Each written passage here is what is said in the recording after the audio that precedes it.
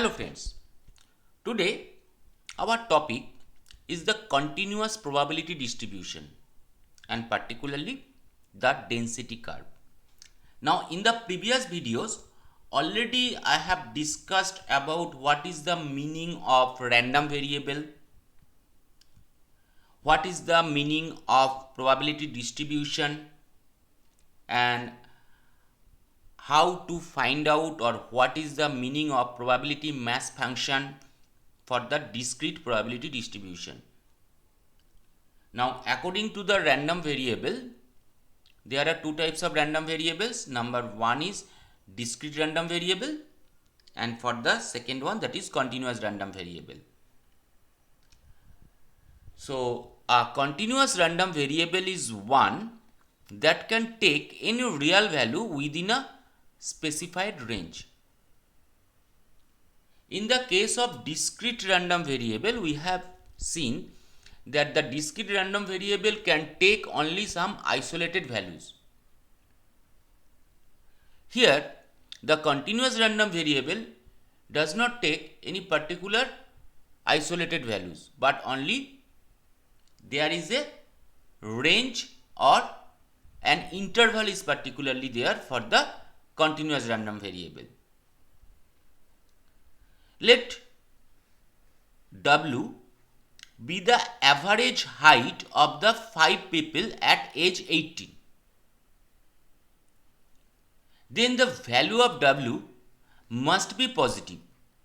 Yes, we cannot think that there must be anyone in this world whose height is negative. But there is no obvious upper bound. We may think the average height starting from 4 feet to suppose 6 feet, but it may be possible 6.1 feet. It may possible 8 feet. Okay, so there is particularly no obvious upper bound. So in the common practice in such cases is to say that the positive values are W greater than 0. Here particularly the range is connected. The probability distribution of a continuous random variable is thus known as the continuous probability distribution. As we are today on the discussion of density curve,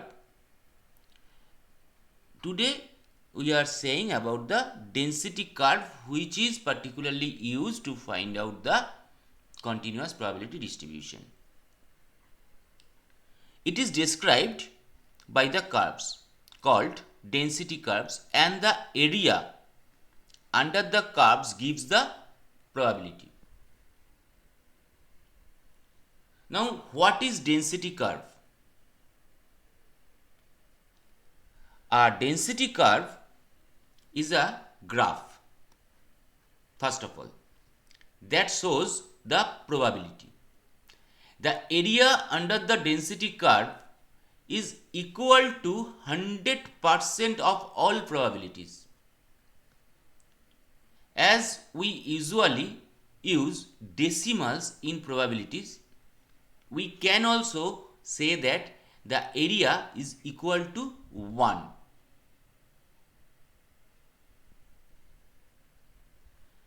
Let us check about that graph. According to x-axis, we have already discussed the body weight in pounds. Now that may be a symmetrical thing or symmetrical curve, and the average is maximum is given here, that is near about 50. So the area under this curve is particularly 10%, or according to probabilistic form, that is must be 1 or equal to 1. 10% as a decimal is 1. The above density curve is a graph of how body weights are distributed. Density curves come in all shapes and sizes. they don't have to be symmetrical like the normal distribution curve, that not always has to be symmetrical like that graph. Now density curves can be skewed distribution also. Just look at the below graphs. The first graph is particularly left skewed, that is called as negative skewness, and the right graph is particularly right skewed, or that is also called as the positive skewness. If we look at the left skewed density curve, here the mean is particularly on the left hand side of the median, and also the mode is on the right hand side of the median. In the case of right skewed, the median is in the middle, but mode is on the left hand side of median and mean is on the right hand side of the median. The right or left skew does not refer to how the graph looks. It refers to whether the data is skewed or not. Another way to think of this, that a right skewed graph, already said, a right skewed graph will have the mean to the right of the median. Already that is given here, that is on the right side, and vice versa, that means for the left skewed portion. So if we once again define the density curve, we can say a density curve is always on or above the horizontal axis. That is our horizontal axis particularly, and has area exactly 1 underneath it. The above two conditions are particularly taking into account the two basic probabilities rules. Each and every probability has to be positive, that means cannot be negative, and the total probability of all possible outcomes is always 1. So that two conditions of probability is particularly define the density curve also. Okay. Now the density curve describes the overall pattern of the probability distribution of a continuous random variable. That is already we have told. The area under the curve gives the probability. The probability of any event is the area under the curve and above any range of the random variable x that makes up the event. Suppose that is the range has been given. That means A belongs to X belongs to B, where that is the lower random value and that is the upper random value, and that X is the random variable. So we can draw the density curve from in that way. A is the minimum, B is the maximum. So that particular area shaded is our area bounded. Okay. Now the next question, that why is the area under a density curve equal to 1? This can best be explained by using a graph with a uniform distribution. Here that is a uniform distribution. That means it is not a curve, but the principle is the same.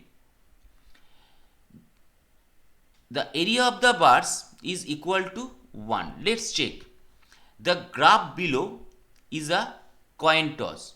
If we toss a fair coin, we are tossing a fair coin. What should be the sample space? H and T, head or tail. So the chance of getting head is particularly 50%. The chance of getting tail is always 50%. According to probability, that is half or half or 0.5, 0.5. Now we are representing the graph for the heads and tails we obtained. Each has an equal probability of happening, that means 50% or 0.5. Now according to that 0.5 we have drawn the bar up to 0.5. The area of the rectangle, any rectangle, is particularly the height into width. Here each and every one has the height 0.5 and the width is particularly 1. Here is also 1 and here the height is also 0.5. So if we want to find out the area for that head rectangle, that means 0.5 into 1 or 0.5, and here is also for 0.5 into 1 is equal to 0.5. So if we add these two, we getting the result as 1. Now if we add more bars to the graph, more bars, so that means suppose in that way, and that is the like a histogram, already we know, we get something that is starting to look like a curve. If we now draw, then we can get a curve, okay, just like that. Now if we add all the areas, then that must be equal to 1. So that is the particular thing why we can say the area under a density curve is always equal to 1. Now there are some density curve we have already drawn and for the particular area. Those are called as the probabilities, and that is the area under the curve, that is the shaded portions. Suppose we have P x less than a or P x less than equal to a, x less than a or P x less than equal to a. Now we are, that is the line for a, okay. Now as that is less than, that must be on the left hand side of a, but that is no upper range has been given, so we can say the area must into going to infinity or particularly minus infinity, okay. Next, x greater than b or px greater than equal to b.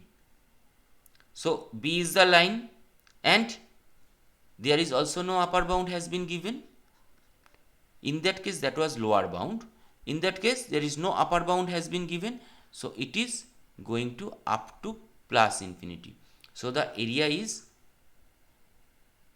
up to plus infinity. Now the next part, P a less than x less than b or P a less than equal to x less than equal to b. So there is a lower value range, in the range lower value a, upper value b. So that is the a we are drawing here according to the vertical line, and that is the b for the vertical line. Now the area under the density curve is drawn or shaded here. When p x is equal to a, that means only the single vertical line at the point a.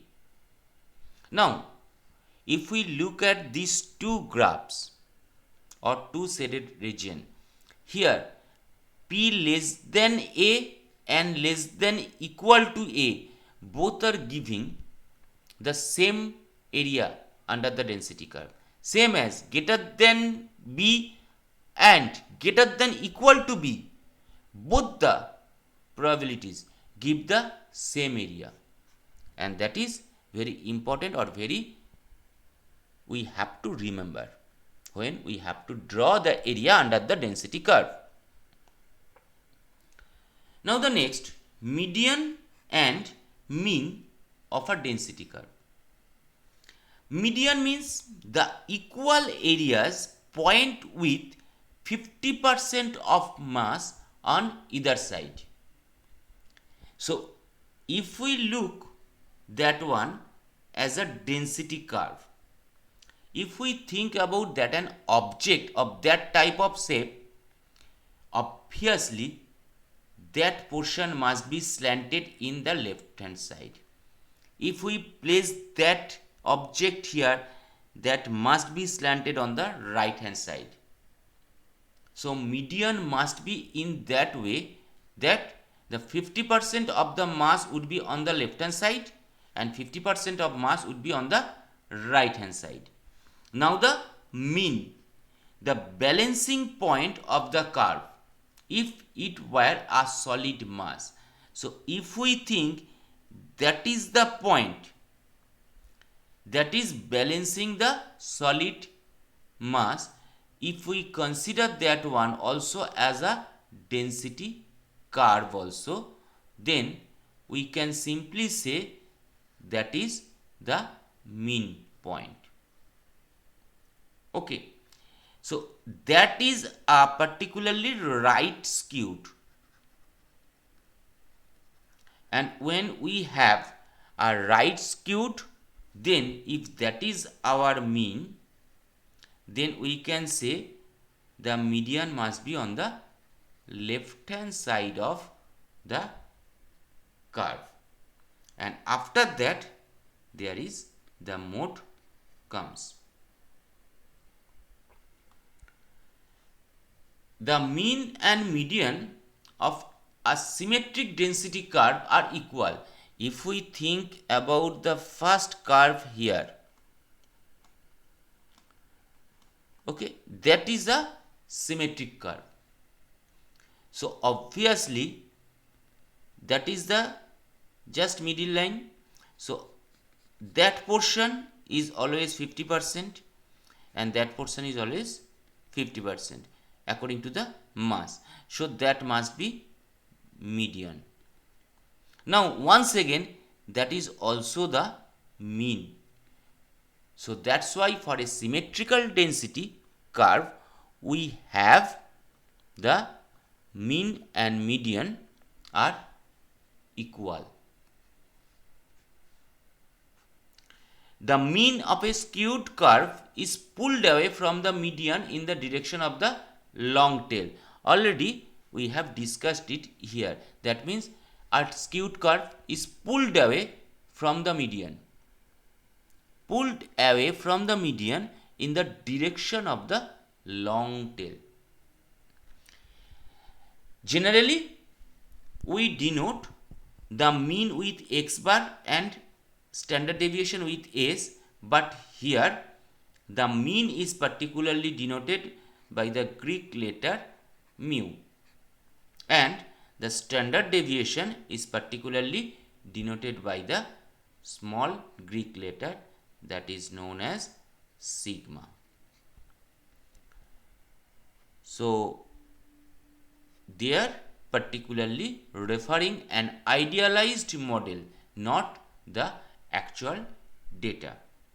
So in the next video we will discuss how to find out the PDF for continuous random variables, that means for the continuous probability distribution.